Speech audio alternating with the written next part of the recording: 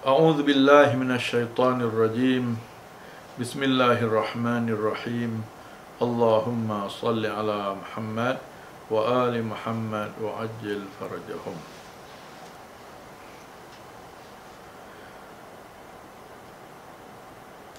Persoalan kita kali ini ialah tentang kufur. Tajuk kekufuran.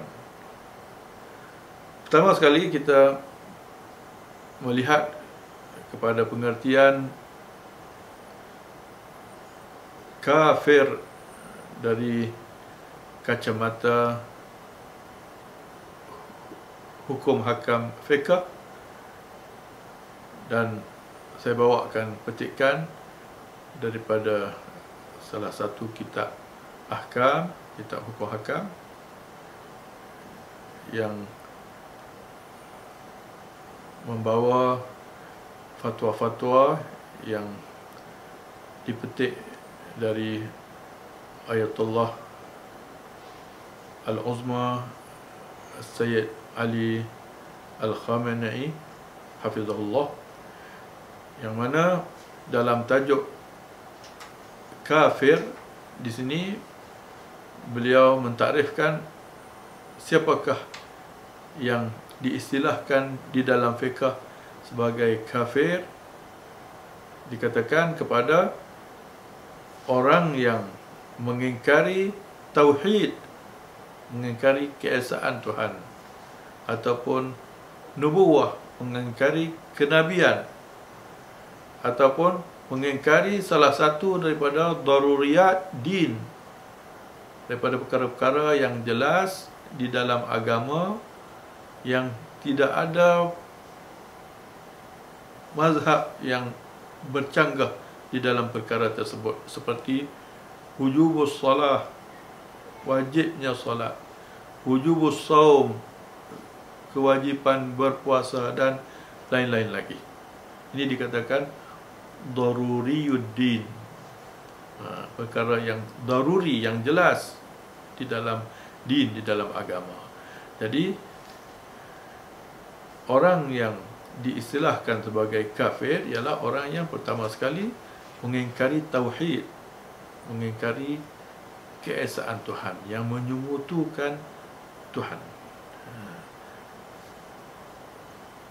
ataupun mengingkari kenabian.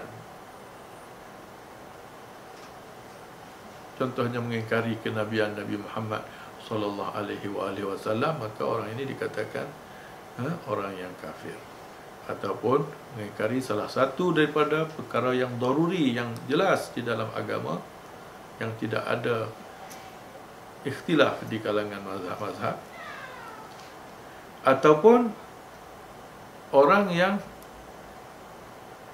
beriktikad, yang percaya adanya cacat celah di dalam risalah Rasulullah sallallahu alaihi wasallam.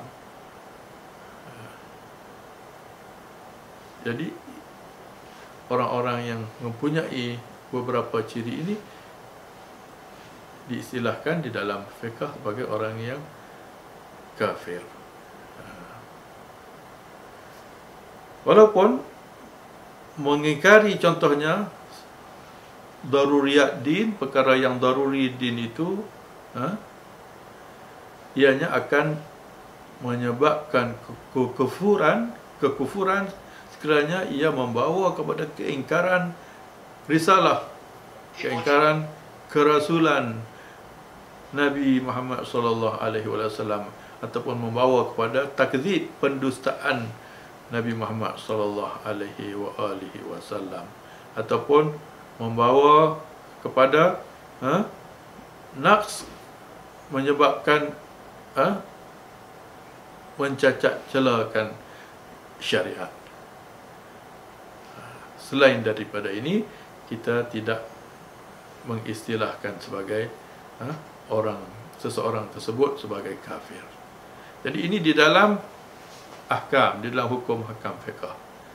Adapun di dalam aqaid, perbincangan tentang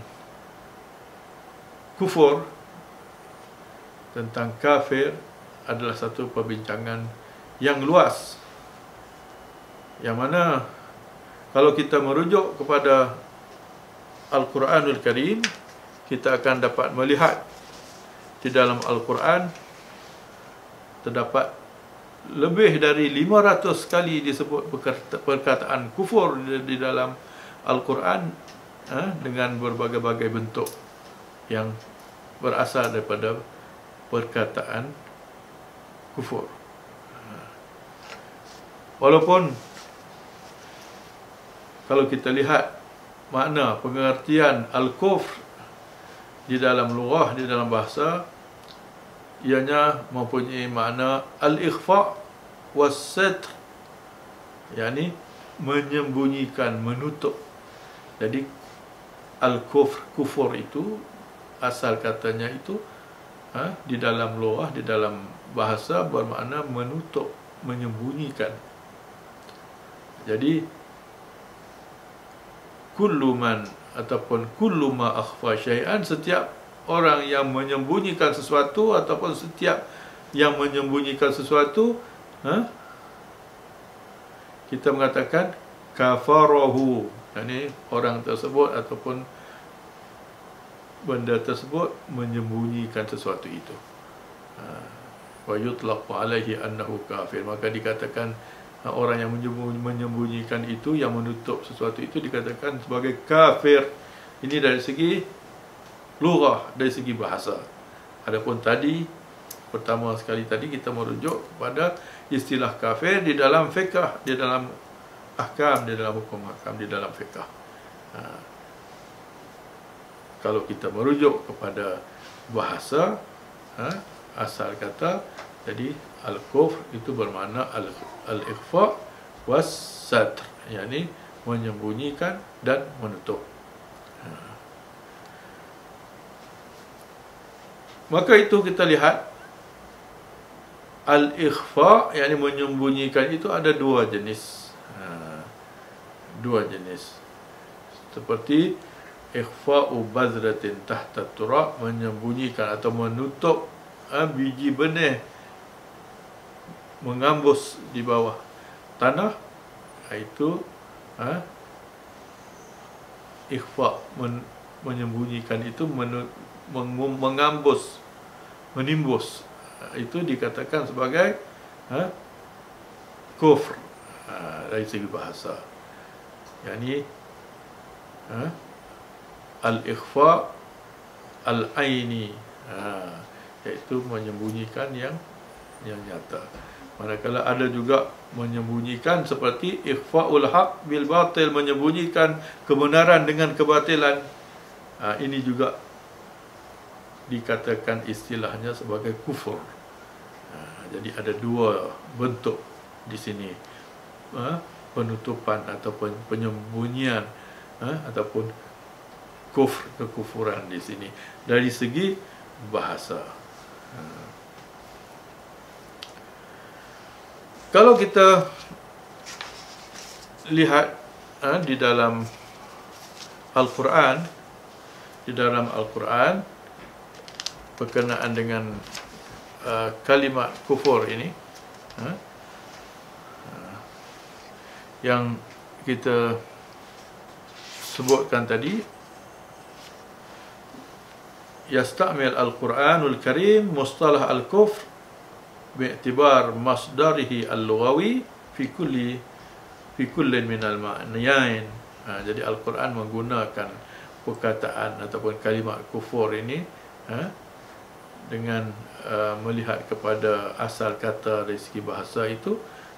Jadi penggunaan kalimat kufur di dalam Al-Quran itu dengan dua bentuk yang kita sebut itu tadi, dua ikhfa', dua penyembunyian itu. Al-ikhfa'ul aini, penyembunyian yang nyata, wal ikhfa' al-i'tibari, penyembunyian yang berbentuk i'tibar. Allahumma salli ala Muhammad wa ali Muhammad.